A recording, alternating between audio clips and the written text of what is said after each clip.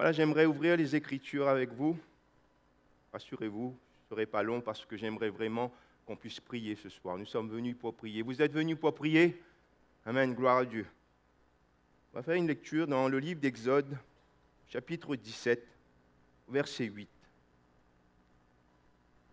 Exode, chapitre 17, verset 8.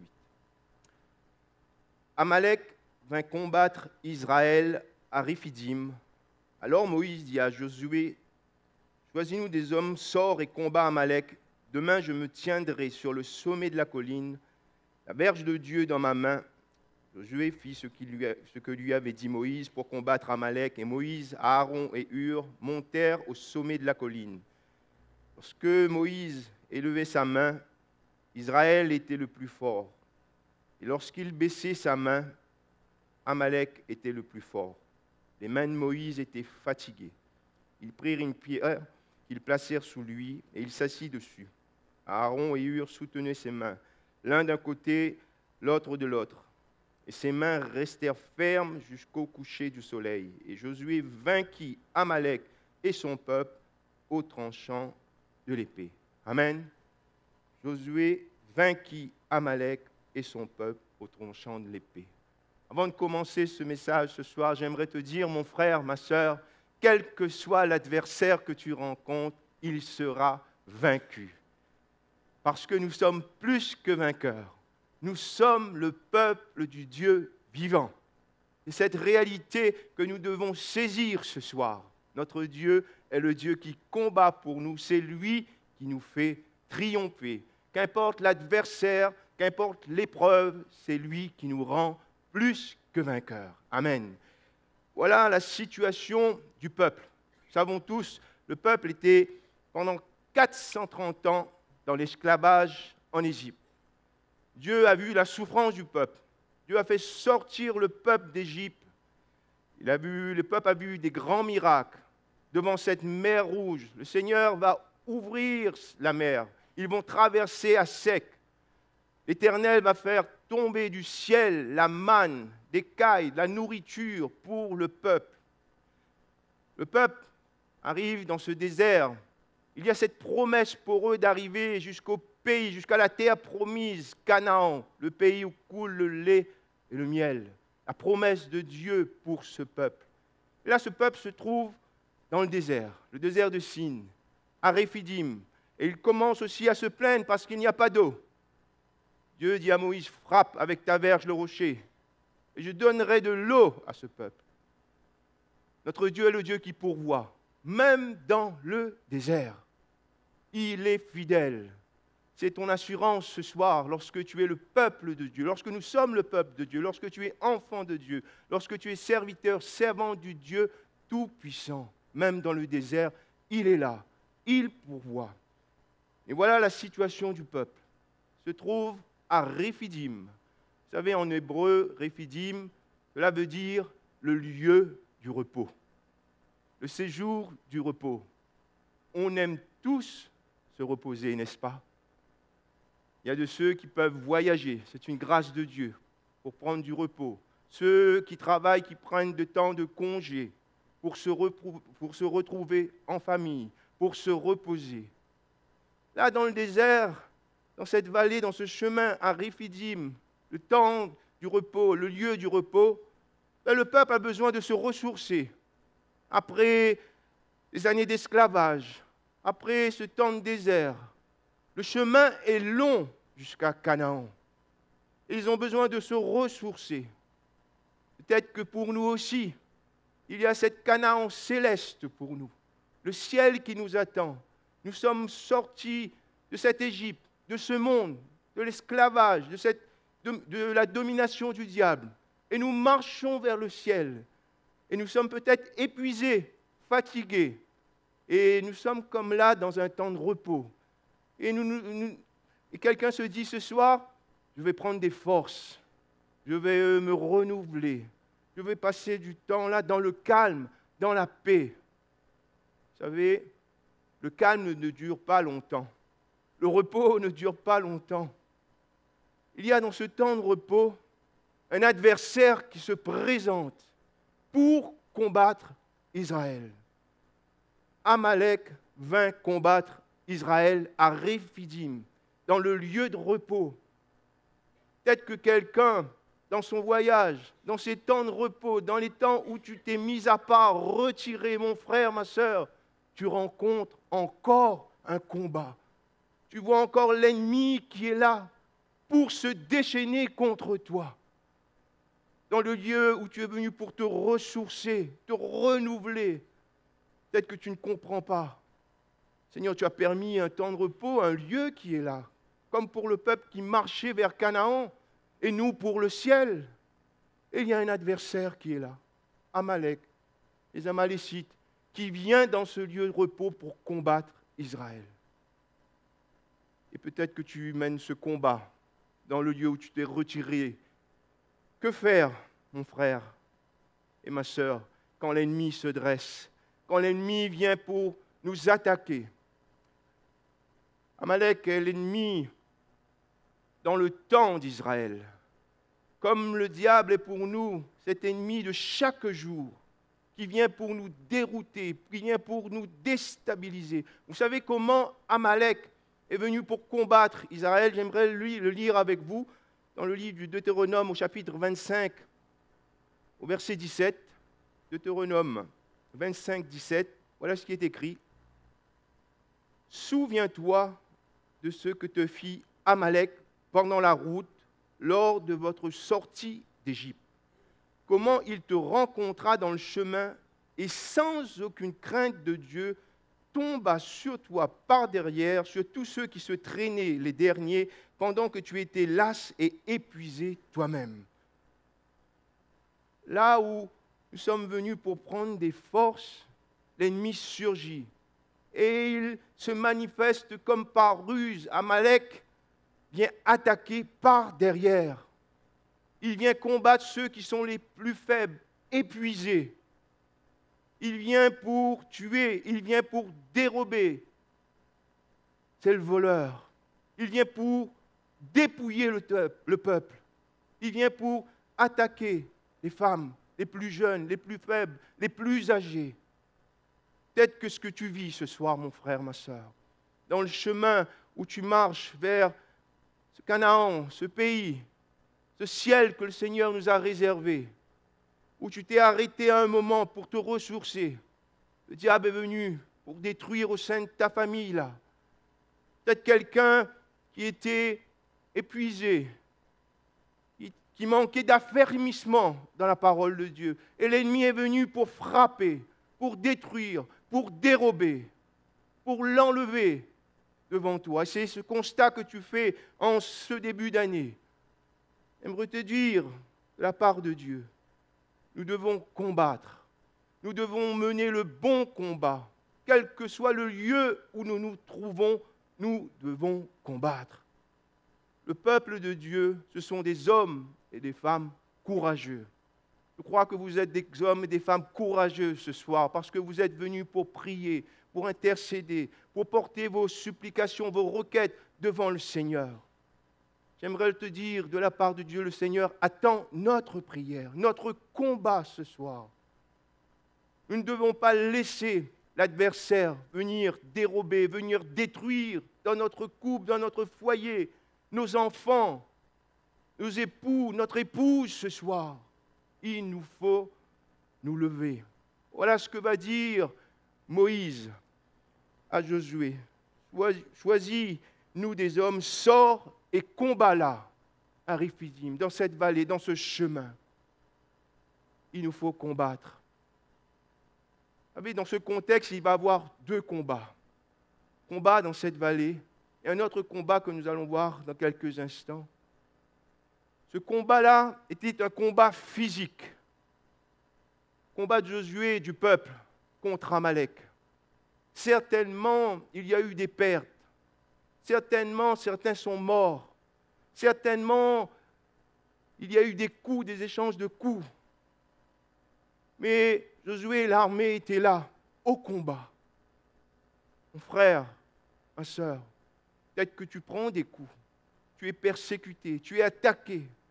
Peut-être dans ton corps, peut-être dans ta famille, peut-être dans le travail ce soir. là où tu marches vers le ciel, j'aimerais te dire, il faut continuer à combattre. Dans cette vallée, il y a eu aussi l'incompréhension à un moment. Vous savez, dans nos vallées, souvent nous nous posons des questions. Pourquoi le Seigneur permet cela? Pourquoi l'adversaire surgit à ce moment-là? Pourquoi il n'y a pas une accalmie? Pourquoi il n'y a pas un long temps de repos? Pourquoi les épreuves se succèdent? Pourquoi le Seigneur n'intervient-il pas tout de suite et détruit ce peuple, la situation, la guérison? Peut-être que quelqu'un se pose ces tas de questions ce soir. Il y a eu l'incompréhension du peuple. À un moment donné, l'Israël était fort. À un autre moment, Amalek était plus fort. Qu'est-ce qui se passait? Certainement, ils se posaient des questions là dans leur cœur. Peut-être que c'est pour toi aussi, c'est pour nous aussi lorsque nous menons des combats. Oui, nous voyons des temps où nous triomphons, nous sommes forts, nous marchons la tête levée et nous disons c'est fini, nous avons gagné. Et nous voyons encore que l'adversaire, il vient combattre, il nous donne encore des coups. Il y a peut-être cette incompréhension qui est là dans notre cœur.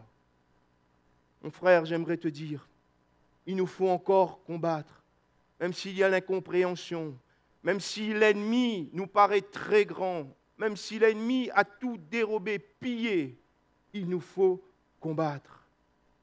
Il nous faut surtout combattre le bon combat pour voir la victoire de Dieu se manifester. Amen. Moïse va choisir un autre combat. Pourtant, Moïse n'avait pas peur de combattre. Souvenez-vous de Moïse en Égypte. C'était celui qui avait tué le soldat égyptien. Donc, il pouvait combattre. Il pouvait être là sur ce chemin, dans cette vallée, combattre physiquement Amalek. Et il va choisir de se retirer. Il va choisir d'aller sur les sommets de cette colline. Il va choisir de se mettre à part, là où il y avait le bruit, là où le champ de bataille était là. Peut-être que pour quelqu'un, pour plusieurs ce soir, il y a la tourmente qui est là. Il y a le désastre qui est là. C'est le combat que tu vis. Ou peut-être pour quelqu'un que tu connais, c'est son combat qu'il vit. Le désastre est dans sa vie. L'ennemi est venu pour le ravager, pour le détruire. Et je crois que pour nous, pour chacun d'entre nous, il faut savoir se retirer. Il faut savoir monter sur le sommet de cette colline. Amen. C'est un défi pour nous. Parce que pour Moïse, il fallait monter sur la colline. Et des fois, mes frères, mes sœurs, nous avons oublié ce que le Seigneur nous a laissé. La prière, l'intercession, crier vers le Seigneur afin qu'il nous entende, afin qu'il nous secoue. Moïse va mener ce bon combat. Avec quelles armes il va aller sur cette colline? Premièrement, avec la verge de Dieu. Vous savez, dans toute l'histoire de cette traversée, la verge de Dieu va être présente. En Égypte, cette verge va frapper le fleuve qui va se changer en sang. Devant la mer Rouge, Moïse va élever cette verge sur ce rocher. Il va frapper ce rocher afin que l'eau jaillisse. Et pour monter sur cette colline, il prend la verge de Dieu. Cette verge représente la puissance de Dieu. J'aimerais nous dire, lorsqu'il y a un combat à mener, lorsque nous voulons voir la victoire, ne combattons pas sans le Seigneur, sans la présence de Dieu, sans la puissance de Dieu. Pour nous, l'Église, cette puissance, mes frères et mes sœurs, elle représente la présence du Saint-Esprit. Ni par la puissance, ni par la force, mais par mon esprit. C'est l'Esprit de Dieu qui est présent aujourd'hui, en ce jour, au milieu de nous, au milieu de son Église, afin de faire éclater la gloire, la puissance de Dieu, afin de vaincre l'ennemi. Est-ce que tu le crois ce soir? Par la puissance du Saint-Esprit, le Seigneur nous fait triompher ce soir. Si nous sommes de ceux qui veulent relever le défi de prier, de chercher la face de Dieu. Oui, l'ennemi est grand, l'ennemi est tout-puissant. L'ennemi a déjà peut-être de l'avantage dans la situation que tu vis, mon frère. Mais j'aimerais te dire que la situation change lorsque l'Esprit de Dieu est là avec nous ce soir. Il veut changer toutes nos situations parce qu'il est le Dieu qui est bon, le Dieu qui marche avec nous, le Dieu qui est pour nous, le Dieu qui combat pour nous. Ne mène pas un combat sans l'Esprit de Dieu. Il nous faut chercher abondamment la présence du Saint-Esprit. L'Église primitive était remplie du Saint-Esprit. L'Église de 2025 doit être remplie du Saint-Esprit. Nous l'avons chanté, Esprit de Dieu, envoie ta présence, ta puissance des quatre coins de la terre. Nous voulons être revêtus encore ce soir de la puissance du Saint-Esprit. De nous-mêmes, nous ne pouvons pas combattre, mes frères, parce que nous sommes fatigués, nous sommes peut-être découragés, nous sommes peut-être épuisés, nos yeux voient l'adversaire plus grand ce soir. Peut-être que quelqu'un n'a plus la force de combattre. J'aimerais te dire, mon frère, ma sœur, recherchons la présence du Saint-Esprit, afin de voir la gloire de Dieu. Moïse est monté avec la verge de Dieu pour combattre, pour mener le bon combat sur cette colline. Mais il n'est pas monté seul. Lorsque nous lisons, il est monté avec Aaron et Hur. Amen. Quelle belle image de la communion fraternelle. Pourtant, Moïse était le serviteur de Dieu. Dieu s'est révélé à Moïse personnellement sur cette montagne, comme le Dieu de ses pères d'Abraham, d'Isaac, de Jacob, comme le Dieu saint. Il était choisi de Dieu. Dieu parlait avec lui face à face, personnellement. Il aurait pu dire, j'y vais seul, je suis capable, je n'ai pas besoin des autres. Je vais me tenir sur cette colline pour intercéder, pour lever cette verge au ciel, pour plaider la cause du peuple. Et il a choisi de monter sur cette colline avec Aaron et Hur. Pourquoi? Parce que Moïse était qu'un homme fait de chair et de sang comme nous. Parce que Moïse pouvait être fatigué. C'est ce qui va se passer au verset 12. Il est écrit, les mains de Moïse étaient fatiguées. Peut-être c'est le cas de quelqu'un, tu es venu dans cette réunion après un temps de repos, un temps de congé, et tu es comme là encore fatigué, épuisé. Et tu as besoin, je crois, mon frère, ma sœur, de la puissance, de la force, de la communion fraternelle, de ton frère et de ta sœur qui prient pour toi, qui intercèdent pour toi.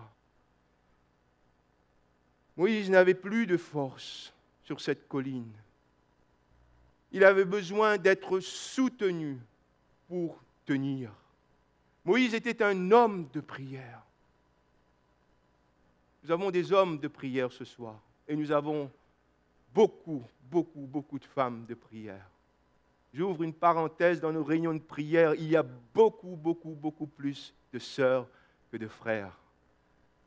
Je crois que peut-être qu'il faut équilibrer la balance, mes frères. En cette année, relever le défi dans nos réunions de jeûne et de prière, dans nos matinales de prière du samedi matin à 6 heures. Pour ceux qui sont là, il y a un nombre vraiment désavantageux de sœurs par rapport aux hommes, par rapport aux frères. Que le Seigneur nous encourage ce soir, pour être des hommes de prière, des hommes qui mènent le combat encore ce soir. Dieu cherche un homme ce soir, un homme qui se tienne encore à la brèche, malgré l'âge, malgré que toi tu pries chez toi, mais que tu puisses aussi prier dans la communion fraternelle. Le combat sur cette colline a fait triompher Israël dans cette vallée. Parce qu'il y avait là la communion fraternelle. Parce qu'il y avait là la puissance de Dieu. Le combat, mon frère, ma sœur, même si tu prends des coups, est toujours spirituel. Moïse élevait ses mains vers le ciel. Il y avait 2 hommes qui étaient là pour le soutenir, Aaron et Hur. Et il va tenir ferme jusqu'à la fin. Le chemin vers le ciel est une réalité ce soir est difficile. La porte est étroite, le chemin est resserré. C'est avec de grandes tribulations que nous entrerons dans le ciel. C'est une réalité. Il nous faut être éprouvés. Il nous faut être brisés. Il nous faut être transformés, façonnés, changés. Mais nous n'y arriverons pas seuls ce soir, mon frère, ma sœur. Moïse s'est laissé être soutenu, lui le serviteur de Dieu. Peut-être que pour quelqu'un ce soir, pour remporter la victoire, tu as prié pour cette situation, pour ton épreuve, pour ton combat. Tu l'as porté seul. Et ce soir, peut-être, il faut déposer ta carapace, mettre de côté, entre guillemets, ta fierté et de dire, j'ai besoin de toi, mon frère, ce soir. J'ai besoin de toi, ma sœur. J'ai besoin de toi, Église de Jésus-Christ. J'ai besoin de toi parce que tu es de ma famille pour m'aider à porter ce combat ensemble.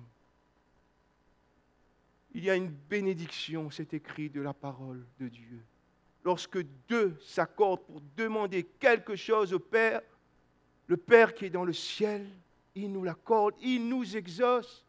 C'est la parole de Dieu. Est-ce que nous voulons être exaucés ce soir? Est-ce que nous voulons être entendus de Dieu? Pour remporter la victoire, Moïse était en harmonie avec Aaron et Hur. Il nous faut être unis ce soir, dans l'unité d'un même cœur, d'une même âme, d'un même esprit. Il nous faut être en accord. Il y avait un seul adversaire pour Israël, Amalek. Il y a un seul adversaire pour nous ce soir, c'est le diable, c'est l'ennemi de notre âme. Ce n'est pas le voisin qui nous persécute. Ce n'est pas celui qui est dans le travail qui est ton adversaire ce soir. C'est le diable. Et il nous faut mener le bon combat, avoir la même vision, avoir le même but. Ce soir, que rien ne puisse nous séparer de cette unité, de ce cœur vrai, sincère ce soir. Dieu veut nous rendre vainqueurs. Vous savez, l'ennemi peut être grand, aussi grand qu'il peut. Le peuple peut être tellement nombreux, mais si Dieu est là, si Dieu est pour nous, alors nous sommes plus que vainqueurs ce soir, mon frère, ma sœur. Même si le combat est difficile, même si la situation te semble impossible là dans ton foyer, et que tu te dis, cela ne peut pas changer, Dieu est capable. Tout est possible à celui qui croit. Demandez et vous recevrez. Lorsqu'un malheureux crie, Dieu entend et le délivre de toutes ses détresses. Il nous faut prier, il nous faut vivre l'unité ce soir pour remporter le combat. Moïse a tenu bon jusqu'à la fin.